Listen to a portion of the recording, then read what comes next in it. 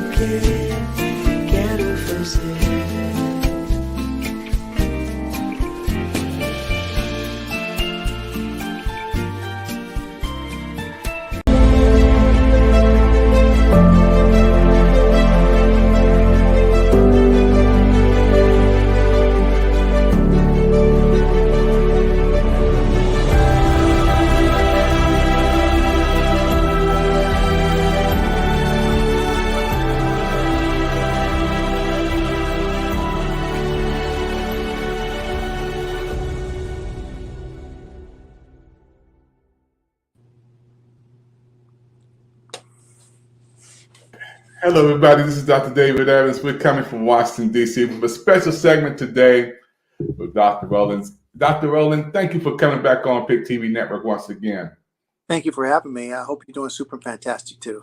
Yes, sir. It's a beautiful day in Washington, D.C. And let's get right into this interview today. PIC TV Network Health Talk. Dr. Rowland, there's so many people today that are going through a crisis, including me, with high blood pressure, cholesterol. Thank God I don't have diabetes. But I wanted to talk about things that we can do to improve our health.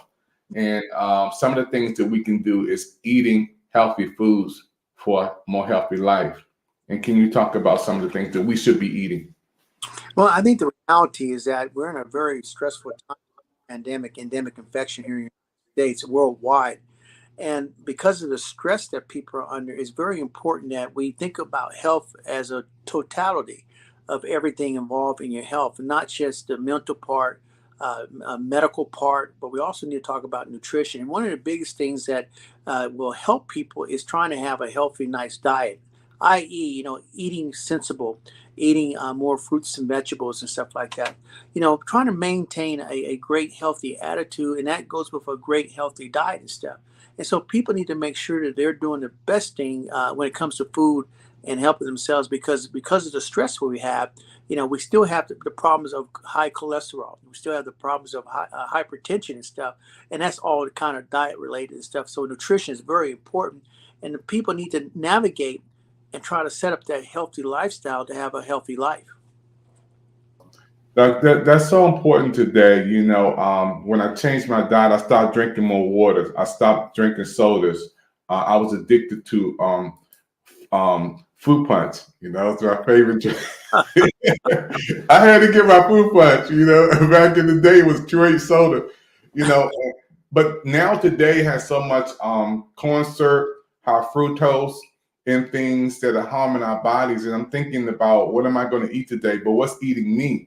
So, Doc, when we talk about foods like, let's talk about a jump starting your day with vitamin C and vitamin D and why it's so important, especially for African Americans during the winter time.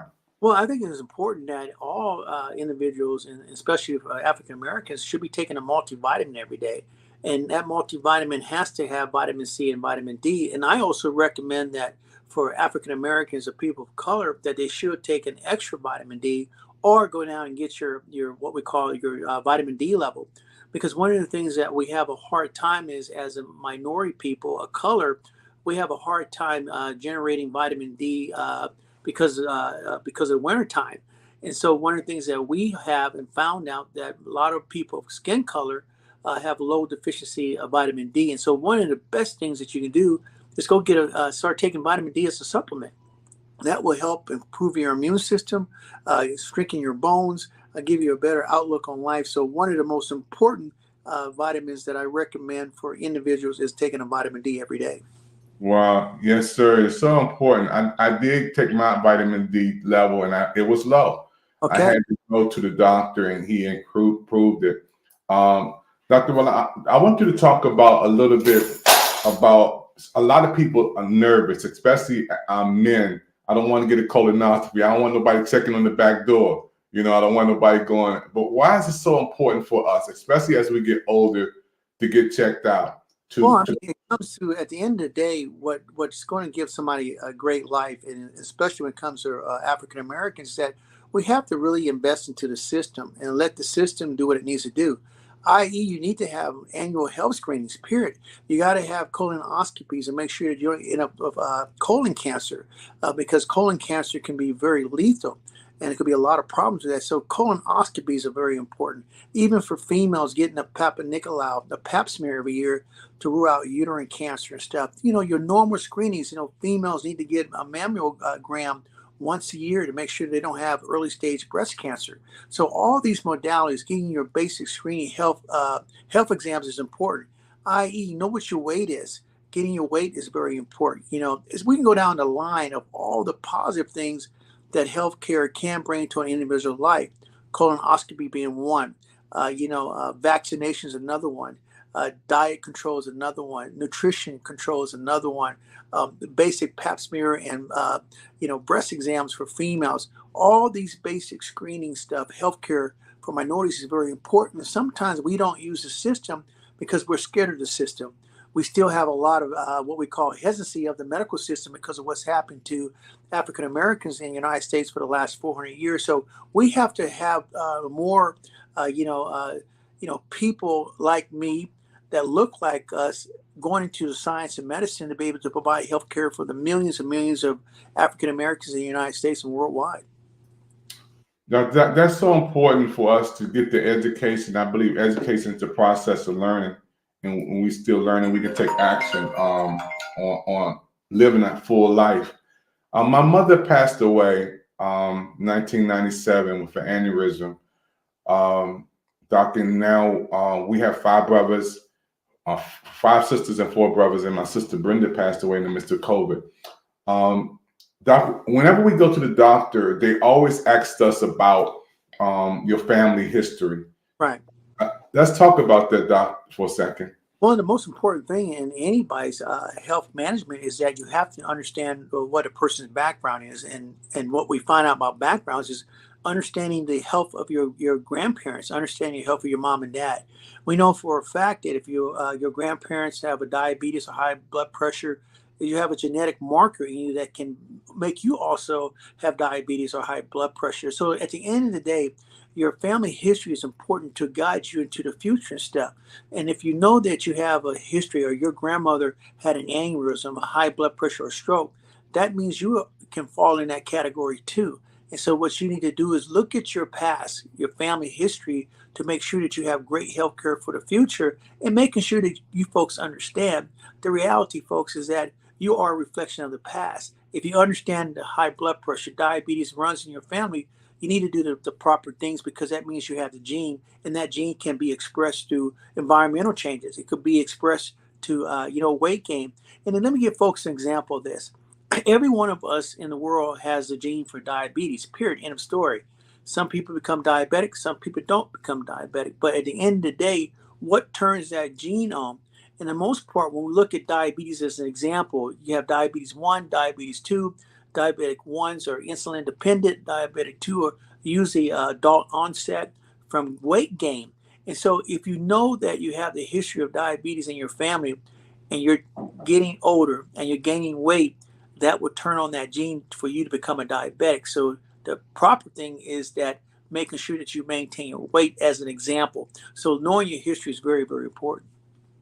Thank you, Dr. Rowland. You're watching the special segment today at PIC TV Network Health Talk, and we have Dr. Lane Rowland. He's been on many, many times, different segments on our show, and he's certified, qualified. He is definitely has 6 degrees in what he does to help people. Doc, I want to talk about for a minute the African American community again. A lot of times when we hear diagnosis, we always hear the African American community is high risk in this, high risk. Is that a myth, Doc, or is that true? No, it's true because certain diseases affected different demographics. For example, thalassemias affects Mediterranean people. And so each demographic has a particular disease that affects them. And for African Americans, the most important disease that affects us a lot is high blood pressure, i.e., diabetes and stuff. So that is the reality in that scope of that realm that is very, very important that people understand the history of your life.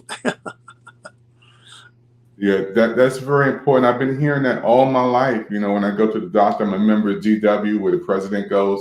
My Dr. Brad Moore has been my primary physician for the last 30 years. But I want to go back in time for a minute, Doc, and talk about when I was growing up, before my parents passed away. There was a Dr. Randall. All of us in the community, we went to see Dr. Randall. He was the one in the million. Everybody on Georgia Avenue, Spring Road. Talk about that one doctor, the Dr. Randall. He treated our whole family back in the day in the 60s and 70s. Yeah, we had a doctor when I was a kid in Ettrick, Virginia, named Dr. Barnwell, and he was the only Black physician we ever knew in my lifetime at that time. And so it's always important that we have to remember that sometimes we have to have that what I call the big papa, or the big mama doctor that everybody loves. And so that's why it's so important when we talk about community health and understanding the population that people kind of reflect the community they come from. So it's very important to have more doctors and more nurses and more scientists of color, because it needs to be a reflection of the population. And only way, what I've learned in medicine business, folks, you relate to your culture a lot better than you relate to other cultures, even though we have the ability to adapt and treat other cultures. But Big Mama feels good talking to somebody that looks like Big Mama. And that's so important. So we have to make sure that we have that steady individual in a community that represent the community, providing health care for that community, and especially for African Americans. Doc, I want to talk about for a minute before we go to a commercial break, how important it is for people from a psychological aspect when they get sick. Do we overgeneralize this? Because when I went to the doctor one time, he was saying, "Don't look for nothing that's not there." That's what doctor, because my back was hurting, my leg was hurting, my arm was hurting, and I didn't want to take all of this Tylenol and Bufferins and Anacin. And I want to say one more thing before we get to that aspect. He took me off of the 800 milligram of the ibuprofen or the Tylenol. He said, "Don't take that no more." He said, 1 year he told me it's okay, prescribed it. Next year he said, "Take it off, throw that stuff away." Talk about that, Doc. Well, it's very important that you try to have the best health care you can. And if you can eliminate taking medications, you do it. If you're sick and there's a medication that can keep your blood pressure down, you take it. And that's the problem that people have. There's a reason why science has advanced medicine over the last 100 years, is that we have medications that can keep people's blood pressure down, because having a stroke is a very, very devastating type of event. And if you can keep your blood pressure down, good diet, you can do that. So medicines and stuff can be a windfall for the individual community. And the most important thing is that individuals have to have the access to it. And if they don't have access, they need to go look for that access, because modern medicine is good. Modern medicine has a prolonged life over the last 100 years and stuff. And so we want people to be healthy. We want people to benefit from the science, to have a long, healthy life. And so that is the reality. Yeah, Doc, my mother-in-law, she's in Charlotte, North Carolina, Mother Yvonne Edwards. She's probably watching right now. She's 89 years old. She takes her medicine every day. She don't miss. She gets her rest. Doc, and when she went to North Carolina, she left DC and aged backwards. I was like, Mom, where you going? Where you going? She aged backwards. My brother-in-law Clifton is taking care of her, and him and his wife. And I want to when we're talking about consistently taking your medicine, not missing. A lot of people, I'm going cold turkey. I'm not going to do this no more. And they put it in the name of God too. God told me to stop taking my medicine. Doctor, I want to go ahead, Doc. I was saying, well, God intended us to be smart and learn knowledge. And part of God's creation is the ability of science. And so that is a misnomer where, God's going to fix that. God give you the ability to take medications that keep you from having high blood pressure, keep you from having diabetes or sugar out of control. So people have to kind of believe in the system, but they have to also be informed. They have to be educated. They have to know if they're taking this blood pressure medication, what is the upside to taking that medication? What is the downside of taking that medication? But at the end of the day, science is made for us. It's made life better for millions and millions of people worldwide. Yeah, and that's so true, Doc, because the doctor prescribed me with my cholesterol medicine, and I was consistently, my numbers dropped down. He said, I might even take you off of this stuff. You're doing so good. And I think we have to do our part too, Doc. When you prescribe something to us to better our health, we have to do our part. Oh, absolutely. And we, as a physician, I always tell you, you guys make my job harder, or you can make my job better. But at the end of the day, it's the patient's decision, and having informed consent about what the treatment is very important. And you folks need to be just as more versed in the information than I do, because if you understand the goals, the outcomes of taking a medication or having a surgery, something like that, it makes the whole system better. And on the mental aspects of it, it goes back to healthy lifestyle, healthy attitude, being positive, trying to look for the beauty in life and not looking for the negative. That's amazing. Folks, you're watching a special presentation, PIC TV Network Health Talk. We have Dr. Lane Rollins. He's on today. He did many segments on PIC TV Network. We're going to take a brief commercial break, and you can chat in. We see your chats coming in right now. We'll be right back after this. Don't touch that dial. You're watching the PIC TV Network.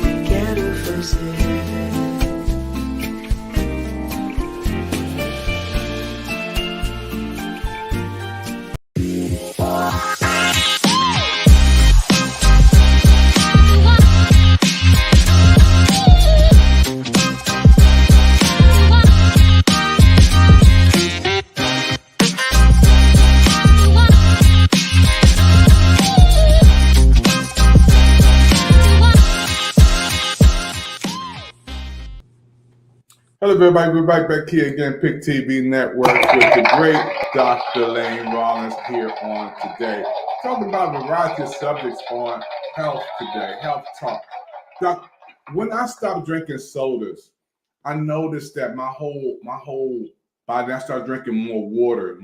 I haven't drank sodas in 7 years. my whole body begins to change. My energy level came up, my sugar level came down. It just changed my whole everything. Well, the reality is that probably one of the worst things in the American diet has been sodas. Sodas full of sugar, and that is really kind of driven the diabetic epidemic pandemic worldwide. And so, when you decrease the amount of soda you're taking, you decrease the amount of sugar, you decrease the amount of sodium, etc. So, decreasing your intake of sodas every day is going to make a significant change in your life. It's probably one of the best things out of a diet that people need to do. People need to drink more water and stuff. Even people drinking orange juice on a regular basis can be very detrimental. Like you said earlier, you just like drinking fruit punch. Who doesn't like fruit punch because of the sugar?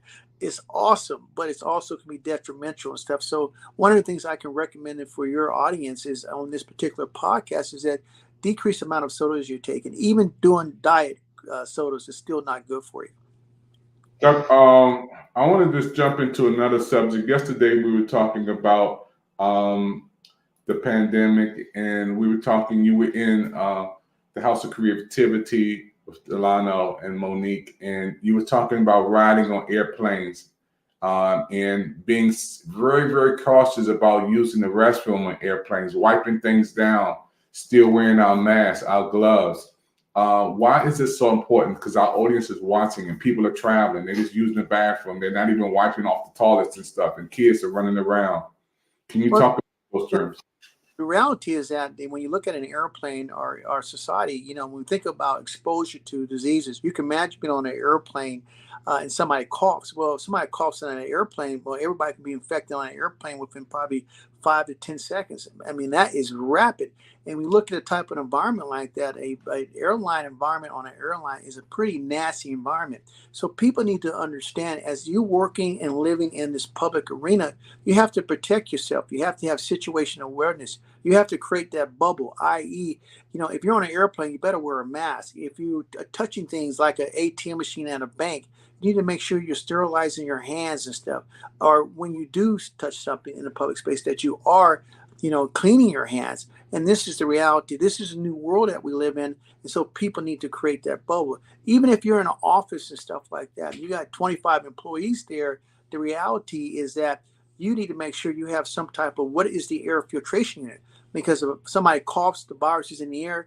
We've shown that you can be infected within 3 seconds with somebody coughing, and that is the reality. So making sure that people have the proper technology, the proper, equipment to make sure they can function in the world is very important. We talk about air sanitizer.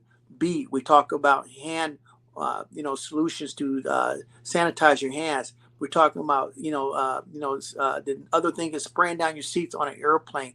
Doing these small little things is going to be the most important concept that I want the people to understand is that what we're trying to do when you wear a mask is decrease the amount of exposure you have. We call it the solution to pollution is dilution. If I have a mask on, somebody coughs, I'm going to have a decrease of possibility of getting infected versus not having a mask. If I take my hands and I wash my hands, I decrease the amount of viruses, bacteria on my hand, which should decrease the amount of chances of me getting an infection. Doc, that was major. I want to just talk about again. You hit on a very serious subject yesterday when we were in the House of Creativity about the bathroom and wiping down the toilet. Many people just go to the restroom, and even me in the past, before I had knowledge, would just sit down on the toilet, put my hands down there to cover it. But why, as we grow today, and I'm talking about when I was a kid, I did that. But as an adult, and we have to teach and train our minds today, when we go to the bathroom, you said, seal it up. You have wipe to. it off. Right. Most people don't realize that when you flush that toilet and that lid's open, that becomes fecal aerolized viruses, bacteria from the feces. It's go all over the bathroom. Especially you can imagine a public bathroom example at Chicago Airport, where they have no lids, and this is commercial flushing these toilets. You have viruses and bacteria all over the place. So it's very important that people need to understand that your bathroom is a very significant area of infection. So you need to make sure that you're controlling that. You need to make sure that you're cleaning that bathroom. And that is our new reality. Now we know for a fact monkeypox viruses are found on toilet seats. So you can imagine the concentration of viruses that are on a toilet seat, where people sitting in going to Denny's and going to the bathroom and sitting on a toilet seat. You can get monkeypox, you can get coronavirus, you can get polio. And so this is the reality why bathrooms and understanding public spaces, especially bathroom, and having situational awareness and controlling the content in that bathroom using all different technologies that you can muster, from air sanitizer to sterilizing that bathroom, is so important as we move into the future. Yeah, Doc, that's so important for everybody to realize today, especially our kids. Teaching them and training them now. Wipe that toilet off, set that lid up. This is really big because we just go through our day, Doc, running in and running out. We're moving so fast. Many restaurants, I go to the bathroom first, and if the bathroom's not clean, I walk out. You need to. Yeah, I don't even eat there. If the bathroom is not kept up, I don't go. I walk right out. And speaking on that subject for a minute, Doc, let's talk about foods, open air foods. And I'm not going to name certain restaurants because of public reasons.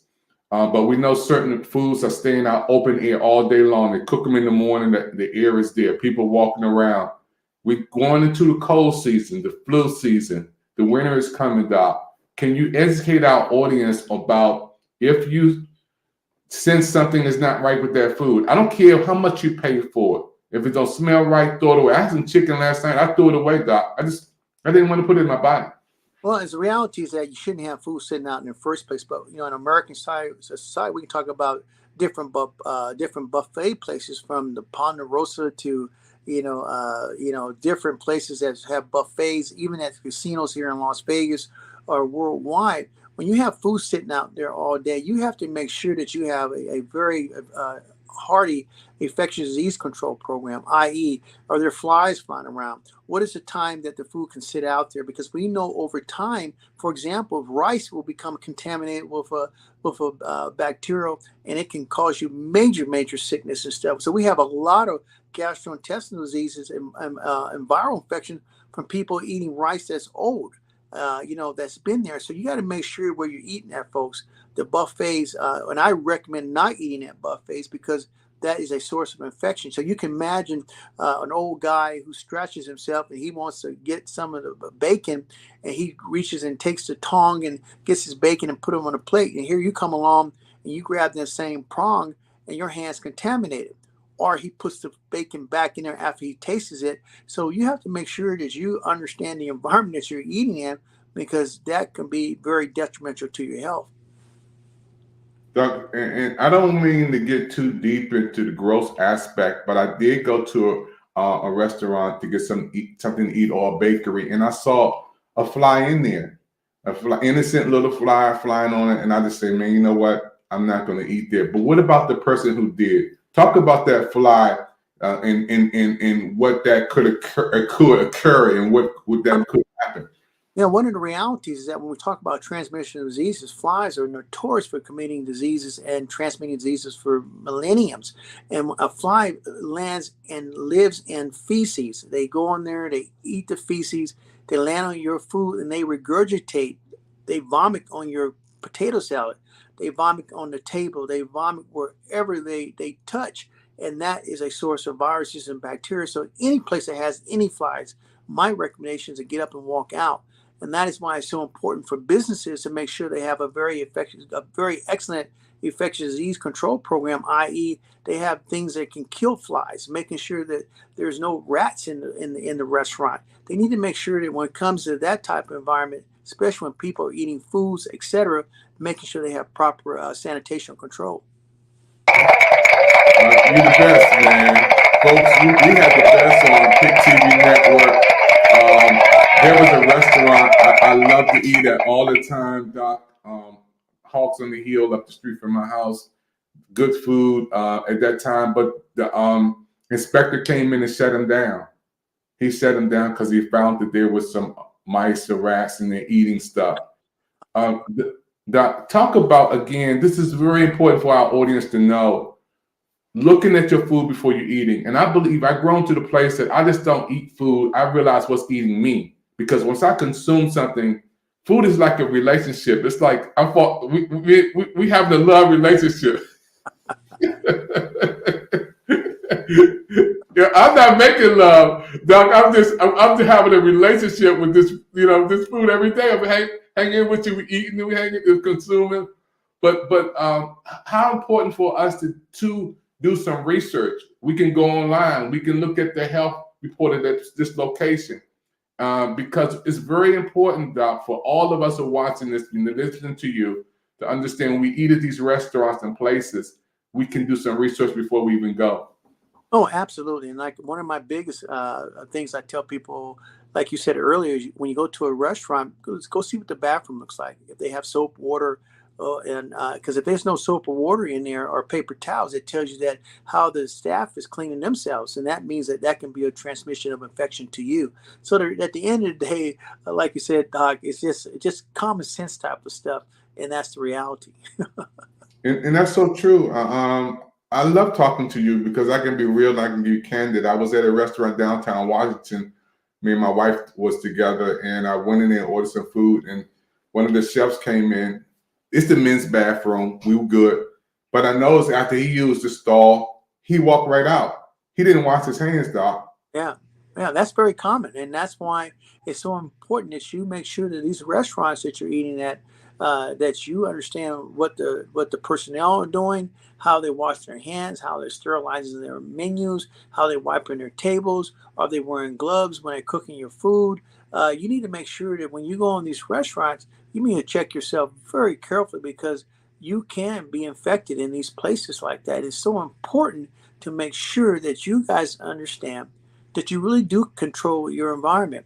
If you go to a restaurant and it doesn't look good, you need to walk out. If you're going to go to a restaurant, find out what their ventilation system is. How do they clean their menus? All these little small things add up to a big thing that will save your life.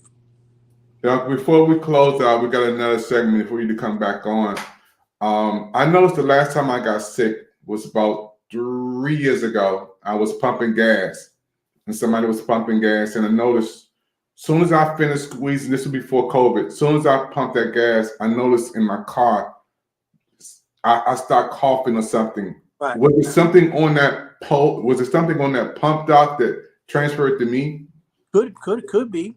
That could be, that's a reality. Something could have transferred to you and stuff like that. I mean, anything you touch in the environment is fair game. That's why you always make sure if you're touching a gas pump handle, you have something to protect your hands. It might be wearing gloves. If you're touching an ATM machine, making sure you have something to touch that ATM machine with and not your fingers. But if you do use your fingers, you should automatically sterilize your hands. Yeah, Doc, because, I don't know, that person could have sneezed, achoo, and then he pumping gas, and then that transfers right over to me or anybody else. So everybody listen to what the doctor's saying today.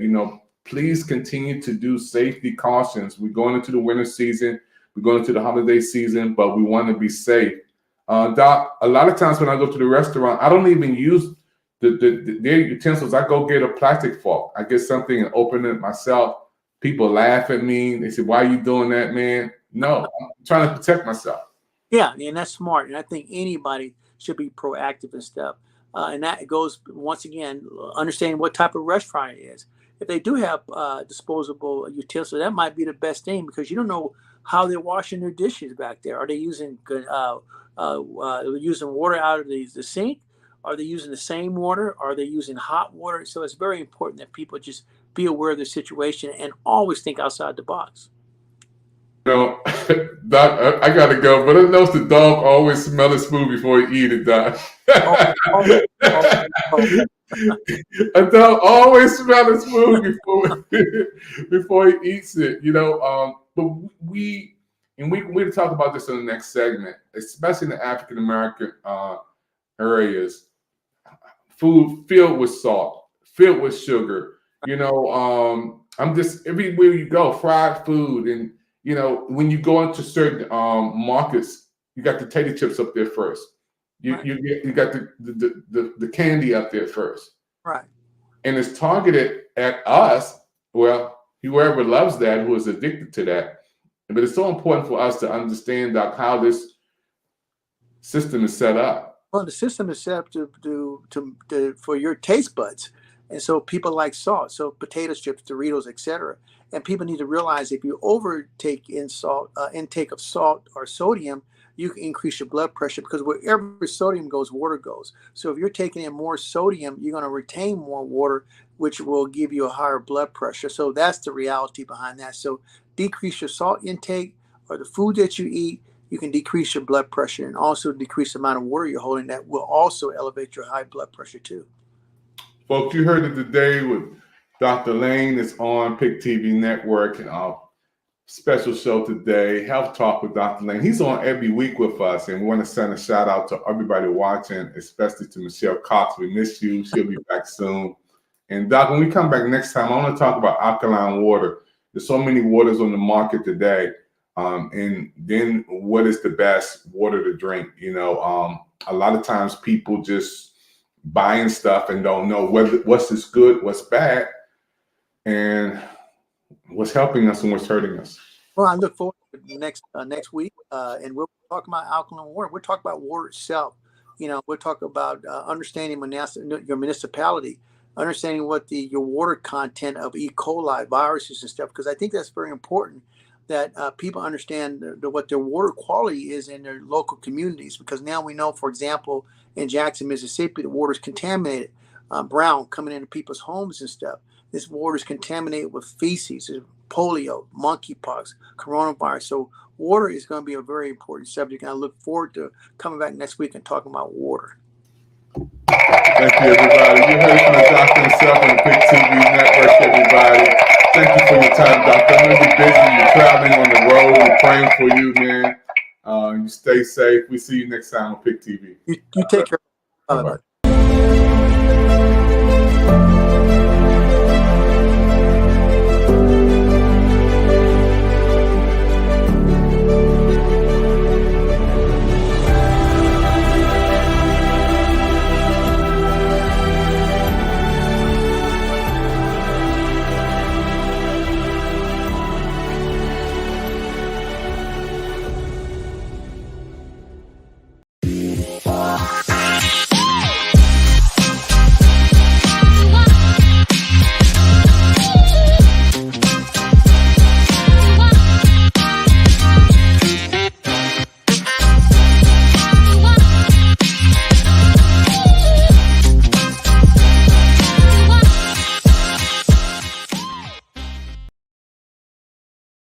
Yeah, hey everybody, this is Marty Mangello at the United States Presidential Service Center, coming to you from having served 6 presidents now, and Dr. David Evans is doing a fantastic job with the PIC TV network. Be sure to check out all the offerings on PIC TV. Go crazy, you know, hit up about 10, 20, 30, 40 channels. The more support, the more watching, the more it grows, the better it does. And it is doing good, isn't it? It's a great thing that we all need more of in this world.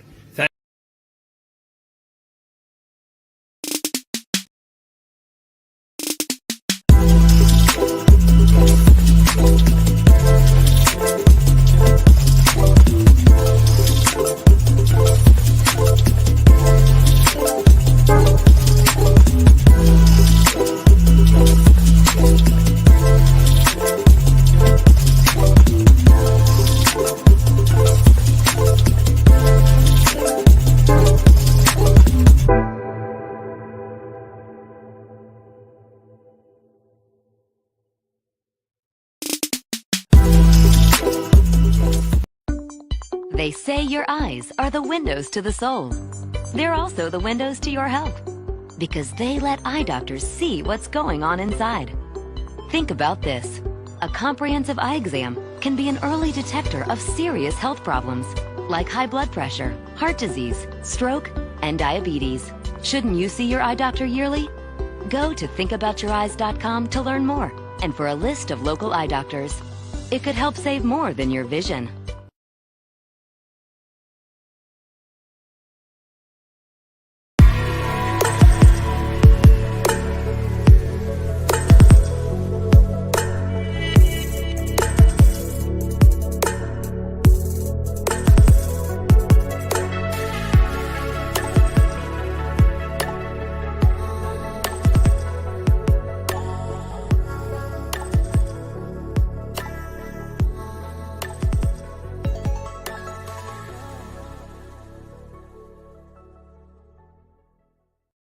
Every time a patient is diagnosed with colon cancer, the first question is, am I going to survive this?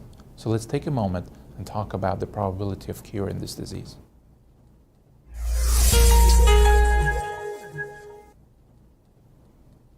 Using multimodality treatment, meaning combination of surgery with and without radiation and chemotherapy, we have significantly improved the outcomes and survival of patients with colon cancer through all the stages from 1 to 4.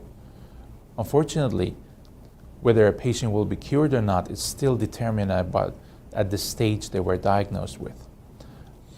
The more advanced the tumor, the lower the likelihood of cure. A stage 1 tumor that has not even penetrated through the wall of the colon can expect it to be cured in 93% or more percent of the time. Once the tumor starts to grow through the wall, things become more complicated because it's not only the size of the tumor at that point, but also how aggressive it is, what the different biology is. And there's a lot of research in trying to determine today the risk groups and the genetic factors that determine how aggressive a tumor is. But for now, we have to go by what we have, and this is the size of the tumor and whether lymph nodes are involved or other organs are involved.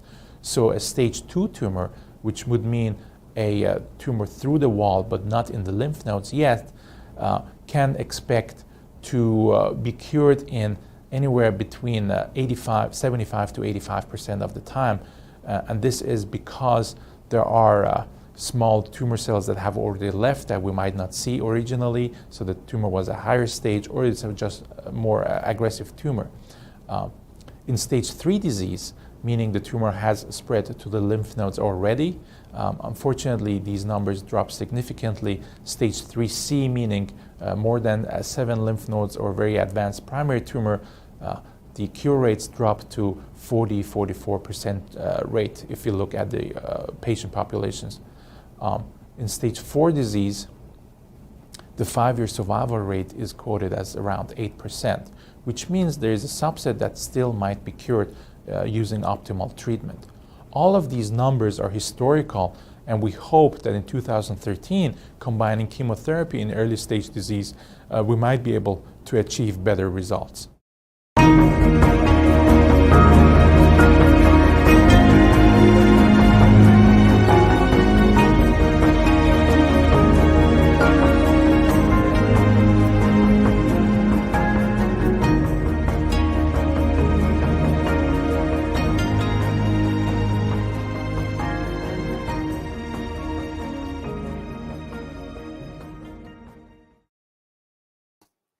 Hello, everybody. You made it to the end of another show on the PIC TV network, and I want to thank you for your time. My name is David Evans, your president of PIC TV network.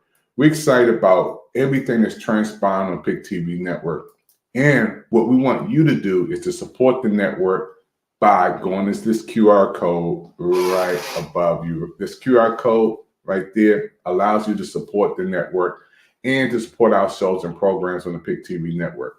We need everybody, especially during this season of giving and sharing and helping folk. We have something called PIC TV Network Project Smiles, where we give back and help people.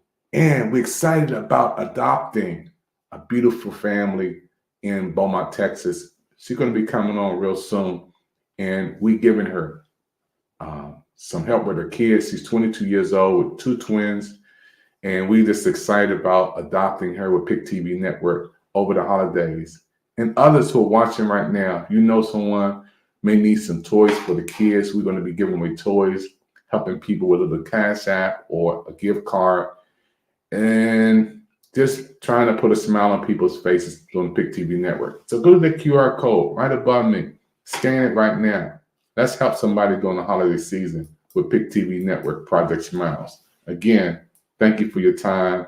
And everybody right now, be safe, be blessed, and thank you for watching our programs on the PIC TV network. Your support means so much to us because we only here because of good people like you. Hi, how are you? This is Patty with the PIC TV network. And I want to ask you a question. Do you believe in miracles? I do. And guess what? So does Project Smiles. We have created so many miracles last year and continue to create miracles as the season comes around with the holidays. We are asking you to please give a gift from the heart, only from the heart, and pay it forward with a miracle. I do want to share a testimony of my miracle. I received a car. I received a car. It was a gift. It was a great gift. It was so well received. And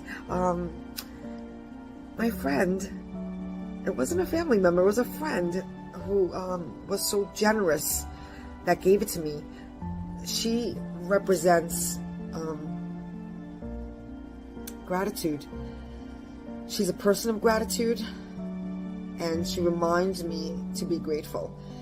She sees the good in paying it forward, and she also is